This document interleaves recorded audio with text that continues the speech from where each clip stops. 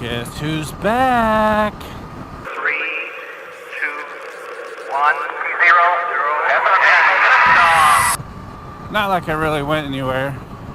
Changed up my rear sprocket and my chain and did the work myself because it would take the local shops around here 2 weeks and cost me about $200.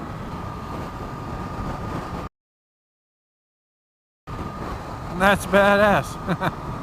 Decided to skip that. It would take them 2 weeks to get me in on top of the almost $200. So got some extra tools and stuff. I probably didn't need to buy as many extra tools as I did, but I just want to make sure that I can do further maintenance on my motorcycle later on. And I did it myself. It took me, I think it took me probably about 2 days worth. Me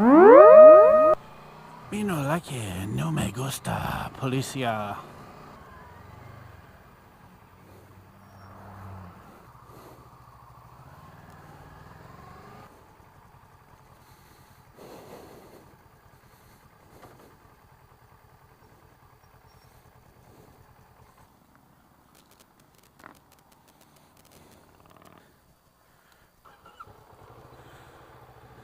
Camera on the helmet with a fast looking bike.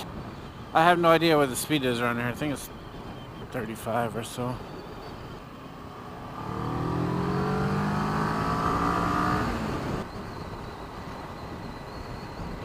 I literally don't have anything to talk about right now. Every time I want to vlog, I can't come up with something, but when I just wear the camera, I'll sit and blab and talk about whatever. I need to have a structured idea. Story time! Anyways, only a few people heard this story, so I guess let me tell you it in its entirety. So once upon a time I met this girl. You know, beautiful girl. Arabic. You know, just standing on the side of the street and just made conversation. Anyways, we were both 19 years old. Aw, come on. Anyways, found out we were both the same age. And I was attracted to her, and she at least was nice to me, so, you know, in a 19-year-old's mind, you know, I believe that she dug me, right? So I proceeded to chat with her, and within, you know, 15 minutes so we're walking and talking down the street, and I asked her out. She said, well, in my culture, you know, we got to meet the parents. I went to her house, met her parents. You know, nice people, nice house, in a decent neighborhood. We lived, you know, about 10 blocks away from each other. After I passed the gauntlet of questions from her parents, I guess they liked me, and I found out that, you know, she was a former belly dancer, and I got to see a belly dance from this girl the first time I met her. She worked, I worked. Time goes on. We see each other multiple times per week. You know, I remember I was literally going, well, back down that freeway there. It goes into a valley, which you guys have seen me go down there before when I leave work. She saw that for the first time and started crying. She just couldn't believe how beautiful it was. She'd never been outside her house that much. Because she was living under a rock, I guess. I don't know. She had lived in, you know, the Middle East for all her life, for 18, 19 years before then when I met her. And she'd only lived in America like 6 months, and all she did was stay at home with her parents wherever her parents would go, and then she'd go to work. So when she met me, she got to explore, you know, Washington and downtown Seattle, and so me and this girl are getting pretty close. You know, we're developing feelings for each other. Her parents go out on the trip, and I have the place all to myself with her. So I go over to her house, and she's out the shower, and, you know, had some deep moments talking, and sitting in the kitchen, you know, making food. And then she sits in my lap, she looks in my eyes and tells me how beautiful they are, and I said, I know. And she's like, no. She said, no. You're supposed to say thank you. And I said, okay, well, let's do it again. She told me, you have beautiful eyes. I said, thank you. And then she says, I love you. And I was just like, wow, like, you're the girl of my dreams and you just told me that you love me. Like, I was just like, wow, I didn't want to say I love you back just for, just for saying it. But I just couldn't say it. And I just gave her a hug and, we spent the rest of the night together and woke up in the morning and,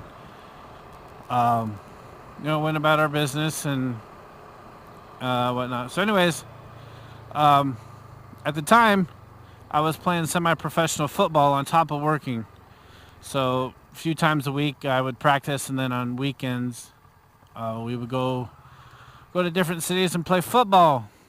After this weekend, that I had with her, I had a game, played that game, and then I went to Portland, had a game in Portland. So after the game, we had another practice in the middle of the week, like Wednesday or something like that.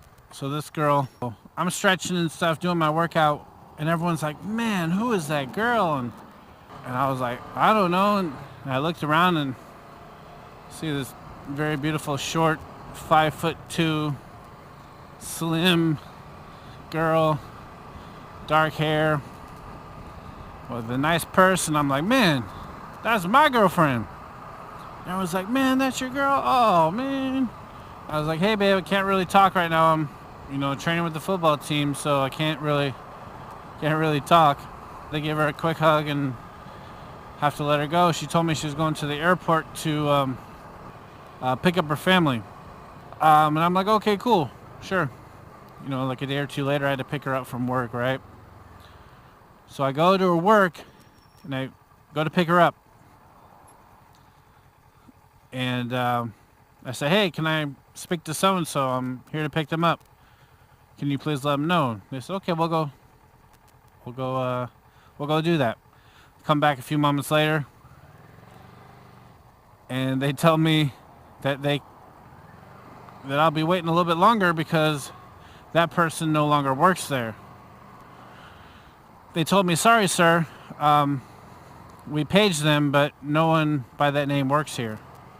I said, that's weird. I just picked her up here last Monday. Or, whatever day it was. And they said, sorry, sir. I said, can you please check the next floor? Because she worked in the two-building medical facility, or two-floor medical facility. And they checked up there, same thing. Sorry, no one by that name works here or is on that floor. And I said, maybe this is like some new security or something. Maybe they're doing something like that. Anyways,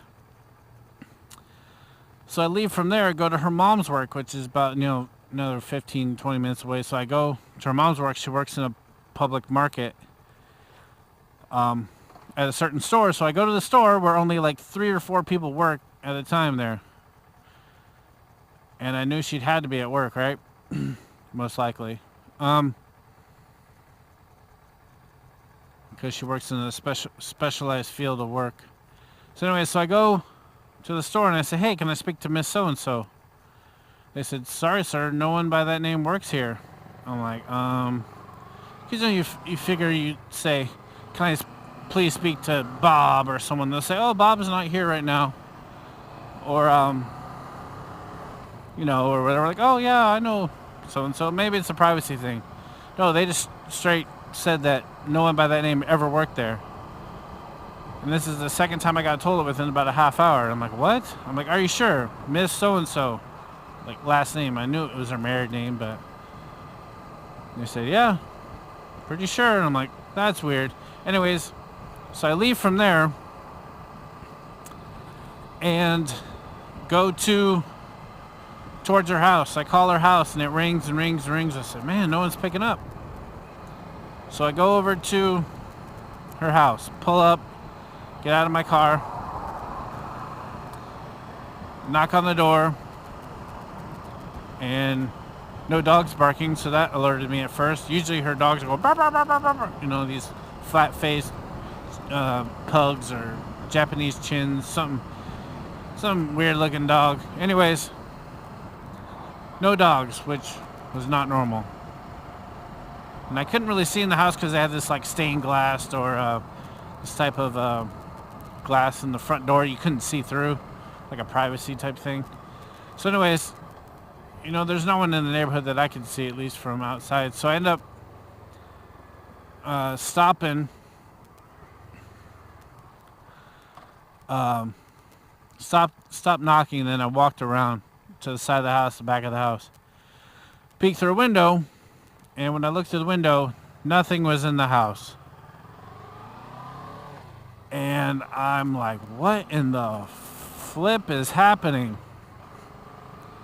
Is this like some Twilight Zone or something? Because literally just a day or two ago, I was hugging my girlfriend, and I knew her name. Everyone else around me knew her name. I've been to her work. I've been to her mom's work. Been to her house within the probably last 48 to 72 hours. And then at that moment, no one knew her name or claimed to not know her name. Had never seen me before and never seen her before. And same with her mom, and the house was completely empty. This was a big house. Like, I can't remember how many bedrooms it had. I think it was at least 5 rooms. It had a mom, a dad, a grandma, her.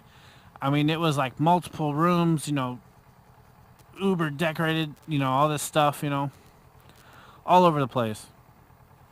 And it literally was just within 48 hours, just gone.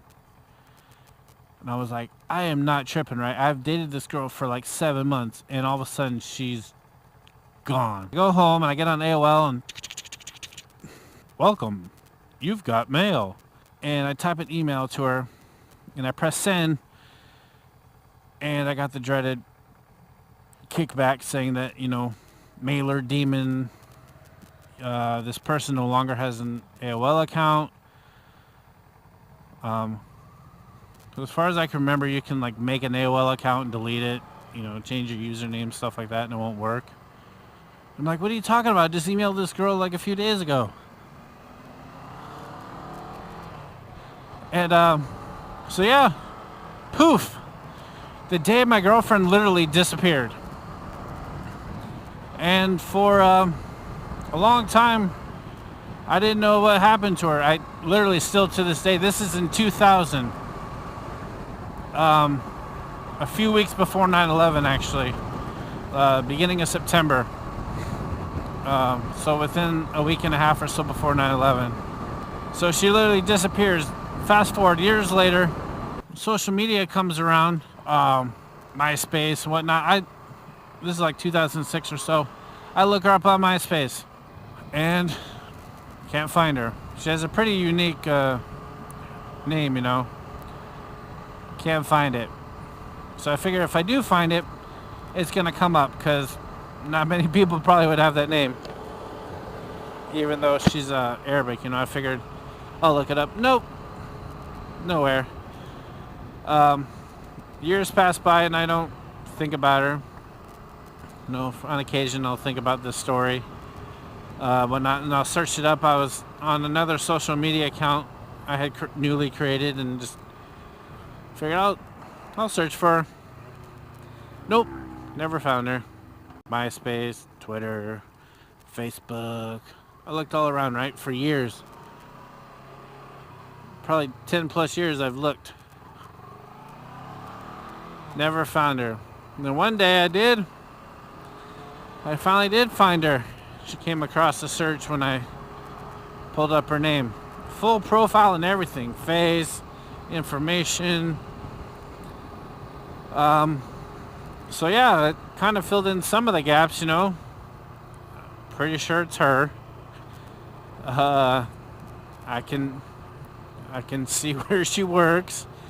I see that she has a family. She's married and everything. So from the business profile, I could see of the business she owns. I tried to fill in some of the gaps. So it looks like she got married a year after 2001 or September. So she got married in 2002 to a doctor, or something in the same field that her mom works in. So that makes me believe that maybe that her mom set it up or something, or maybe her mom did not approve of us or something behind the scenes. I don't know. But there were a few times where she seemed kind of upset or sad about something. So maybe her parents weren't, on board with her life choices or something with me being involved. I don't know. Anyways, so like I said, I found her. And my friend told me to message her, and I didn't. I always wondered what happened, but I'm at a decent place in my life. And it seems like she's at a decent place in her life, so why bother, right? I don't want to stir up no mud in the lake. Anyways, that's the story of the day my girlfriend disappeared and then how I refound her. But it is what it is, people. Alright, I'll catch you guys later.